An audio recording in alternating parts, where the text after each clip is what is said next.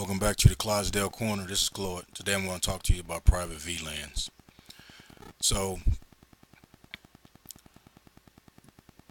we know that host in any given VLAN under any given subnet is going to communicate with one another. In private VLANs, we got two modes, community and isolated. Community, nothing really changes as far as the way that operates. Hosts will be able to communicate with each other in any given subnet within the community VLAN, just like VLANs is normal. Behavior is expected. Now, on the flip side, let's take a look at isolated VLANs, private VLANs. So the actual host in the private isolated VLAN are going to be blocked from one another, but they will be able to talk to the primary VLAN that operates in promiscuous mode. So they'll be able to communicate with the primary and vice versa. The primary can communicate with the host, but the actual host within an isolated private VLAN will not be able to talk to each other as if there was a firewall in between them. Let's go to a live interface and see if we can actually put this in application. So let me get logged in here. So, just like business as usual, what I want to do first, I want to get the VLANs created. Identify the VLANs as the private VLANs, as they're going to be one for the community, one for isolated, and then you're going to have the primary. So VLAN 100, private VLAN community. VLAN 200 is going to be private VLAN, which is going to be operating in isolated mode. And then we're going to have our primary VLAN 300. Now there's a little bit more you got to do with the primary. So here we got to put some associations together, because the primary VLAN is going to be able to communicate with host in the community as well as the isolated. So as you see, the associations that VLAN 300 have are 100 and 200, the community as well as the isolated. So next, what we got to do is, just like business as usual, we got to, in essence, we got to assign our ports. But just a slight little difference when we do it here in private VLANs. So I'm going to go from port 17 through ports 20, and I'm going to put this in switch port mode, private VLAN, and these ports are going to be designated as host. Now, as you'll see, the ports will go down in the private VLAN setup, but will come back up once the association with primary, which is VLAN 300, is established. And as you see, the ports come back up once that line of code is added. So let's do the same thing for the isolated VLAN. We're going to go into an interface range. We're going to go through ports 33 through 36. Once again, we got to set up the host mode in the private VLAN. And then we got to set the association with this specific VLAN to these ports. Almost like back when you were doing regular VLANs and you were doing switch port access. Well, you got to think a little bit different. It's a little bit different, but it's almost doing the same thing when you're dealing with private VLANs. The association is almost the access, is considered the access. So we're going to go private VLAN, host association, primary, which is 300, and we want to associate these ports, 200. Exit out of that. Then we want to go to our primary VLAN, which is going to be port 16. And this is going to be operating in a private VLAN promiscuous mode.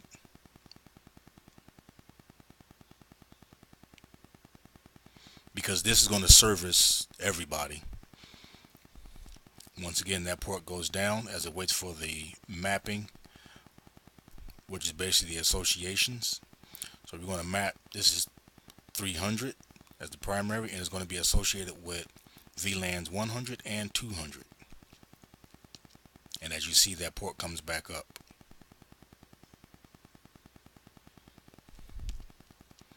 So what we're going to do here is we're going to go ahead and we're going to check our config, and what you'll see is that the associated ports will be with the community VLAN as well as the isolated VLAN.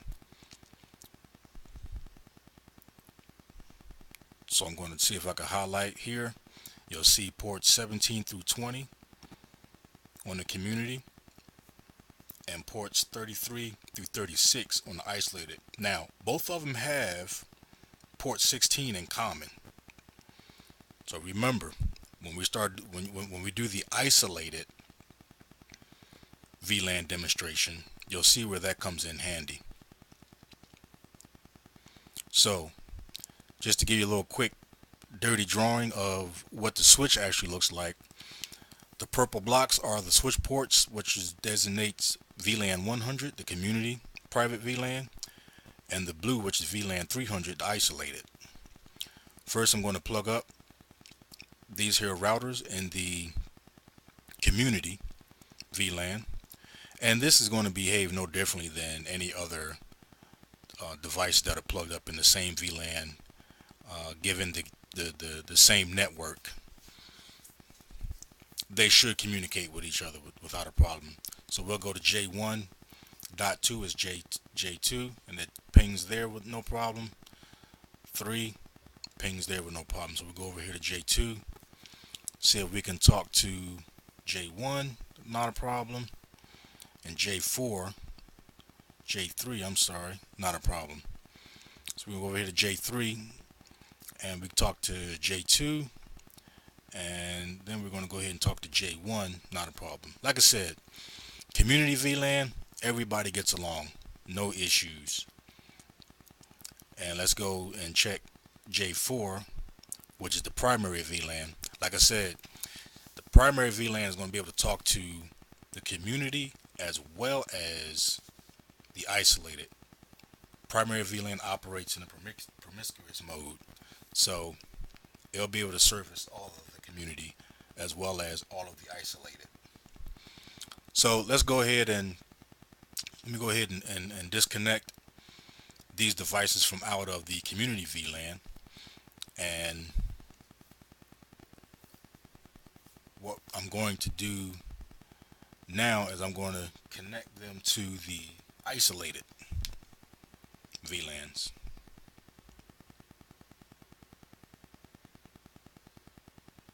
So as you see here, basically what I'm going to do is disconnect from the purple switch ports and connect them to the blue switch ports, which is now the isolated. Now here, the behavior should change, and you'll see in a minute.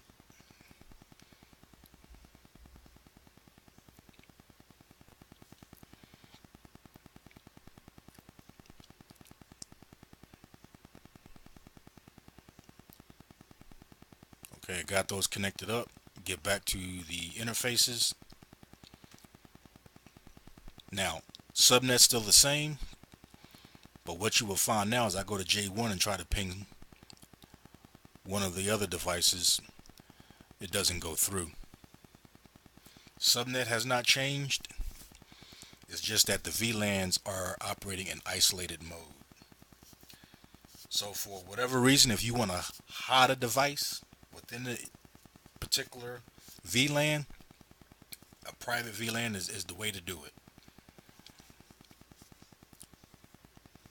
And as you see here, none of the pings are going back, none of the pings are getting through to their neighbors next door. None of them.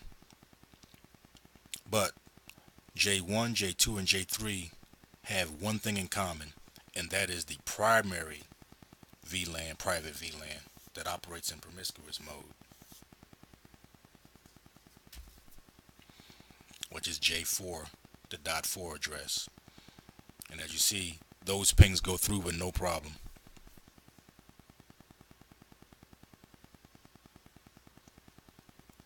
We'll go to J4.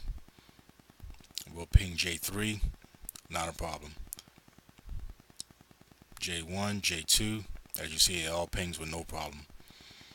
So the primary, which is attached to J4, can talk to the individual J1, J2, and J3 in isolated mode VLANs. Private VLANs, I should say.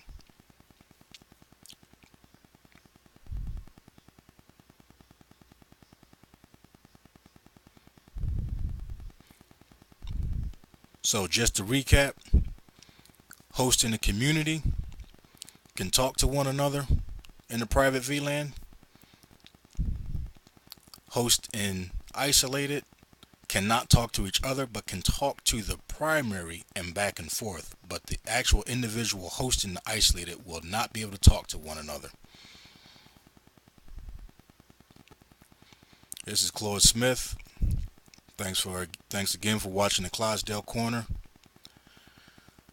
Until my next video, take care, and I hope this gives you a good depiction of an understanding of private VLANs.